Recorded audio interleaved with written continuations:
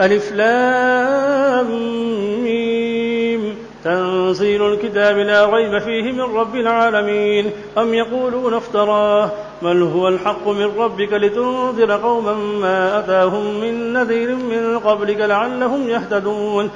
الله الذي خلق السماوات والأرض وما بينهما في 6 أيام ثم استوى على العرش ما لكم من دونه من ولي ولا شفيع أفلا تتذكرون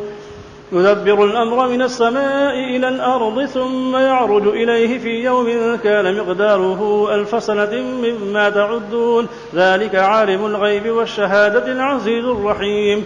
الذي أحسن كل شيء خلقه وبدأ خلق الإنسان من طين ثم جعل نسله من سلالة من ماء مهين ثم سواه ونفخ فيه من روحه وجعل لكم السمع والأبصار والأفئدة قليلا ما تشكرون فقالوا أئذا ضللنا في الأرض أئنا لفي خلق جديد بل هم بلقاء ربهم كافرون قل يتوفاكم ملك الموت الذي وكل بكم ثم إلى ربكم ترجعون ولو ترى إذ المجرمون ناكسوا رؤوسهم عند ربهم ربنا أبصرنا فسمعنا فارجعنا نعمل صالحا إنا موقنون ولو شئنا لآتينا كل نفس هداها ولكن حق القول مني لأملأن جهنم من الجنة والناس أجمعين فذوقوا بما نسيتم لقاء يومكم هذا إنا نسيناكم وذوقوا عذاب الخلد بما كنتم تعملون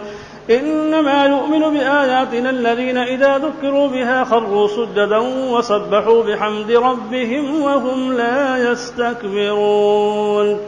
تتجافى جنوبهم عن المضاجع يدعون ربهم خوفا وطمعا ومما رزقناهم ينفقون فلا تعلم نفس ما أخفي لهم من قرة أعين جزاء بما كانوا يعملون أفمن كان مؤمنا كمن كان فاسقا لا يستوون أما الذين آمنوا وعملوا الصالحات فلهم جنات المأوى نزلا بما كانوا يعملون وأما الذين فسقوا فمأواهم النار كلما أرادوا أن يخرجوا منها أعيدوا فيها وقيل لهم ذوقوا عذاب النار الذي كنتم به تكذبون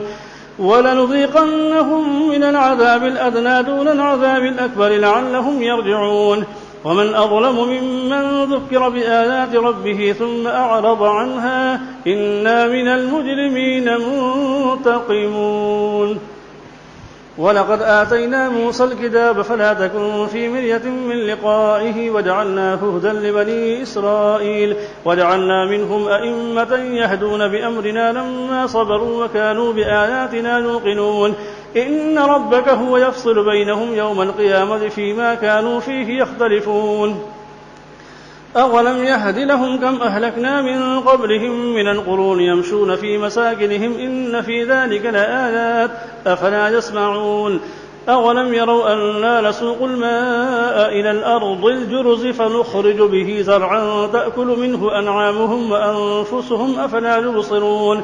ويقولون متى هذا الفتح إن كنتم صادقين قل يوم الفتح لا ينفع الذين كفروا إيمانهم ولا هم ينظرون فأعرض عنهم وانتظر إنهم منتظرون